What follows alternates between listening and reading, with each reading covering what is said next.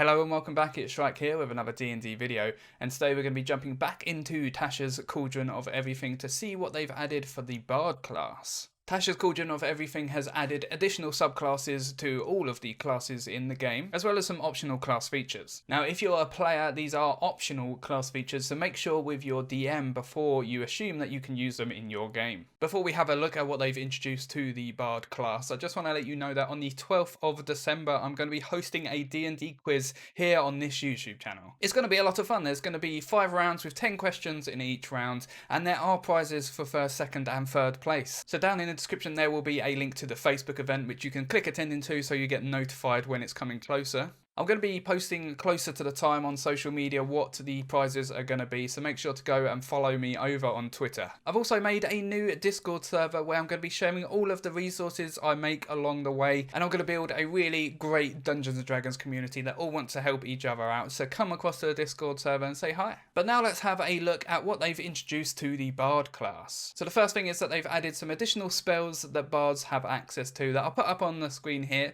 There's some pretty nice spells there that it probably didn't make sense that they didn't have in the first place, so it's nice that they've now added these so your bard can have these spells. The second optional feature is called Magical Inspiration, which you get at 2nd level. And this means that when you give bardic inspiration to a creature, that creature can then use the dice to either add to any healing they do or any damage they do. Now there is a bit of an overlap here with the subclass College of Valor, because one of the abilities you get for going down that subclass is that they can add their bardic inspiration to damage rolls, which this ability already does. So bear that in mind if you are going to be adding this ability into your game. That it might make a bit less sense going College of Valor because you're getting the same ability twice. And then the final optional feature for the Bard is called Bardic Versatility. And this means whenever you get the ability score improvement feature, you can also swap out a cantrip or swap out one of your expertise. I don't think this is anything game breaking, but it is something that's nice to have, and it makes those level ups a bit more exciting. So they are the optional features that have been added in this book, so let's have a look at the subclasses that have been added for the Bard, starting with College of Creation.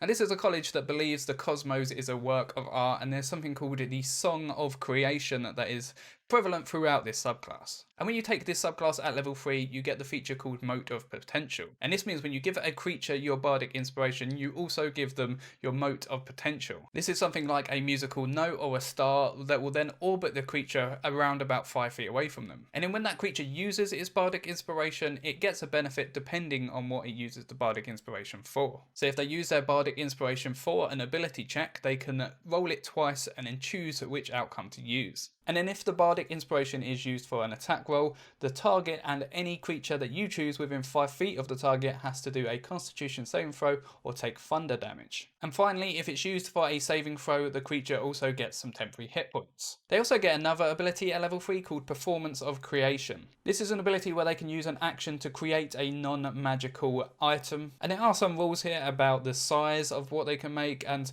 the gold cost, but as they scale in level, the size of the object also goes up at certain points. And then at level 6 they get an ability called Animating Performance. With this they can use an action to target an object which is large or smaller, and they can animate it into this stat block. There's some rules of how it works in combat, but basically it gets initiative directly after yours, and it can do the actions as long as you've used your bonus action to command it to do so. Otherwise it will just take the dodge action on its turn. One of my favourite spells is Animate Object, so I really like this ability. So the final ability that the subclass gets is at 14th level, and it's called Creative Crescendo. And it relates to the Performance of Creation feature we spoke about earlier. Now you can make multiple items and there's no gold cost. So you can make a load of diamonds, which is always handy. So this comes across as a very fun subclass with the ability to animate things and create new items. There's nothing game breaking here. I also feel like the bardic inspiration is sometimes quite underpowered, so adding a bit of additional oomph to it is really nice as well. If talking about all of this is getting you interested in buying the book, there is a link down in the description that will take you through to Amazon. It is an affiliate link, so if you go through to that link and then purchase something, I get a small amount of money, which helps me to grow this channel, and I really appreciate it. And it doesn't cost you any more. Right, so now let's go on to the second subclass that Tasha's Cauldron of Everything is adding, and that's called College of Eloquence. This is a college all based around theatrical wordplay and using your words for power. So the first ability that you get at level 3 when you take this subclass is called Silver Tongue. And this means when you roll a persuasion check or a deception check, if you roll less than 10, you can take 10 instead. Which is a very powerful skill. Rogues get something much later in their levels, so to get this at level 3 is very good. In fact, maybe a little bit overpowered. And I get another ability at level 3 as well called Unsettling Words. And with this you can use a bonus action to roll a bardic inspiration against a creature within 60 feet of you, and the next time they do a saving throw, they subtract that number from their roll. I think just getting the Silver Tongue ability would have been enough, so this is a very nice addition as well. And then the 6th level ability that they get is called Unfailing Inspiration. And this means that if a creature uses the bardic inspiration you have provided it on an ability check, saving throw or attack roll, and the roll fails, they still get to keep the bardic inspiration. Which is also a very nice ability. The subclass as a whole seems like it has quite a few powerful abilities in it.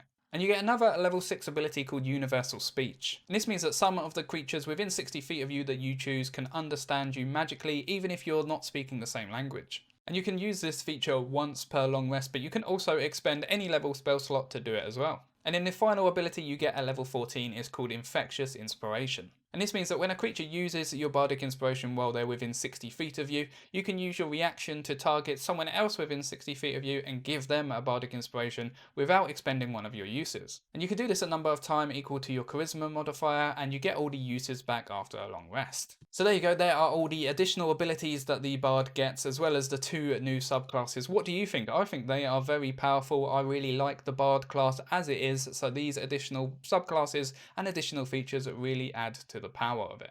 If you enjoyed this video, please do give it a like. It does help me to grow this channel, and make sure to subscribe. I'm going to be going through all of Tasha's Cauldron of Everything content. And if you want to buy the book, as I said earlier, there is a link down in the description. And if you've already got the book, let me know how you're enjoying it down in the comments, or come across to the Discord server and we can have a chat about it. But until next time, happy gaming.